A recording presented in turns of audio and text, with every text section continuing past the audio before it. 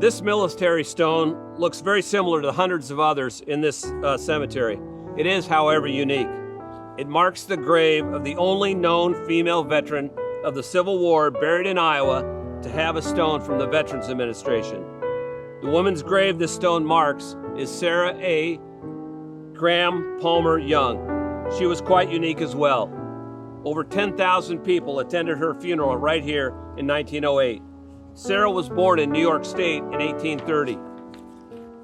By 1855, she would have 2 young daughters and become a widow. In 1862, Sarah would see her 2 younger brothers head off to the Civil War.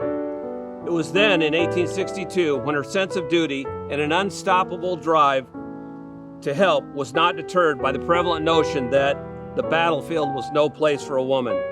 She would follow her brothers and the 109th New York Infantry into war until its conclusion. She volunteered as a field nurse, and her services were invaluable. In a tribute written and published in the local newspaper at the time of her death, Mrs. Henry Wallace wrote, "Her helping hand was always extended to friends or foe. The closing hours of many a rebel life was soothed by her loving kindness, and the world will never know of the brave boys in blues who owed to her their lives because of her devotion and care. Her name will go down in history as the brave Army nurse whose courage inspired everyone around her with hope." At her funeral service, this was said by the Reverend Mary Safford, pastor of the Unitarian Church. "No soldier was braver than she, plying her holy work before the blaze of cannons, beneath the silent stars, threading her way among the dead, seeking for the wounded, for the light of love in her eyes and the words of hope and cheer on her lips.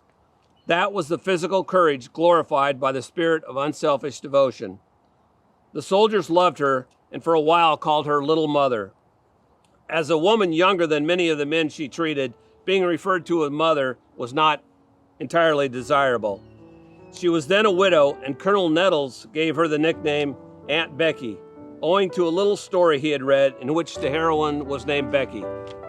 Aunt Becky would later marry again and then move to Des Moines about 1868, and she lived there till her death 40 years later.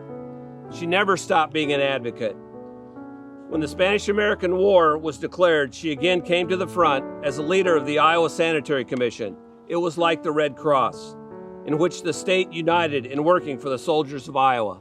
In 1867, at the urging of friends and those closest to her, she authored a book about her Civil War experiences. It's called The Story of Aunt Becky's Life, and it describes her experiences of tending to the sick, wounded, and dying soldiers from hospitals and battlefields in Gettysburg, Chancellorsville, and Fredericksburg. It would be best for those of you interested in her life to read of her in her own words. The book is still widely available after 150 years.